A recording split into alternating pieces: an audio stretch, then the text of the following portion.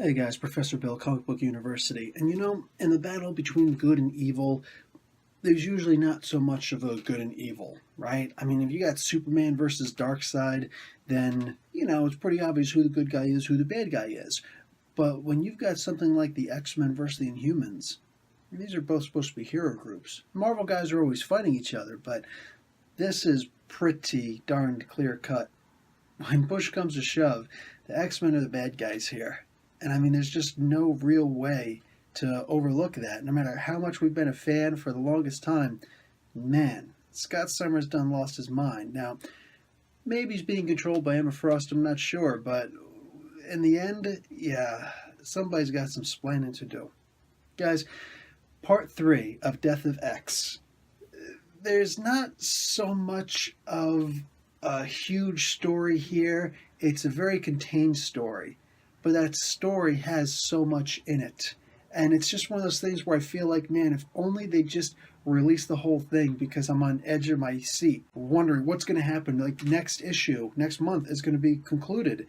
And I need to see this. I want to know what's happening. So far, we have it that Daisuke, who is changing his name to Downer now in the Inhumans, he just put all the X-Men to sleep. That the X-Men who just helped them to push away the Terrigenesis cloud, the T-cloud, the T-mist. So now they're waking up, and the Inhumans, well, they shouldn't have really been up there celebrating and partying away. They should have been down there or brought them closer. Storm wakes up first, it seems, and she's afraid that everybody's dead, all the other X-Men. But they're all asleep, and she realizes that, but they're all pretty much angry. Young Cyclops is there also. That's kind of important because I have my Champions issue 2 review up.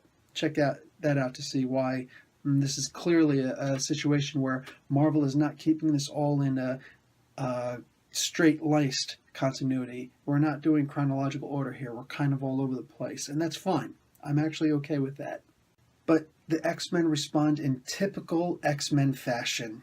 And that's really just what it is here. They get up and instead of asking questions, they demand answers. And they do it in a very threatening way. Iceman, it's young Iceman, but nonetheless, he kind of does his little ice firing thing and hits one of the Inhumans in the gut. And it's a kid also, and he gets ready to fight back. And they've got to, nobody's containing this.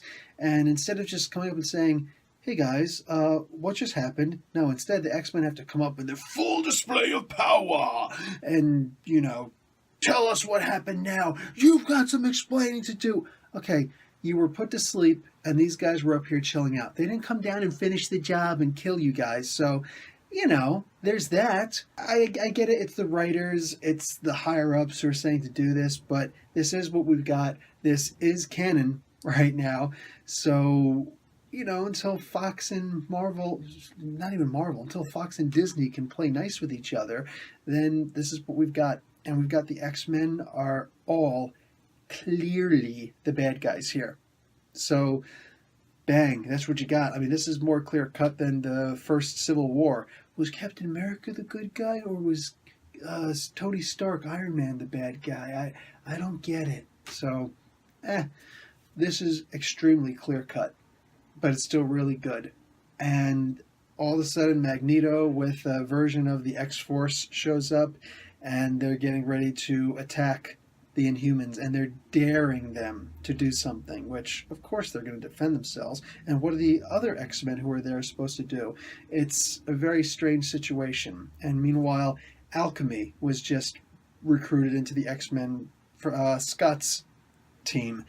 He actually Emma asked Magneto to go and hold this strike force of the Inhumans there so they can go and do something. It seems like they're going to try and get Alchemy to arrange the molecules in a way to render the T-mist inert. And yeah, whatever, but mind you, this is holy to the Inhumans, so that's going to be an interesting play. And yeah, can't wait to see the next issue. And, oh man, X-Men versus Inhumans, or Inhumans versus X-Men, whatever they're calling it. I really got to see what happens in that 4-part series also. This is very riveting stuff here, so I'm going with an A- for this. I feel that they jam-packed a lot, but in a very breathy way, And I think that it could have benefited from a couple of extra pages to just fill in, not even just fill in the story more. It's just, it makes me want too much, if that's really a thing. It makes me want more, a little bit more than I want to want. Okay, if you understood that, awesome. If not, uh, yeah, you're with me actually. But anyway, guys, Professor Bell, Comic Book University. Please subscribe below, tuition free, and yeah, class dismissed.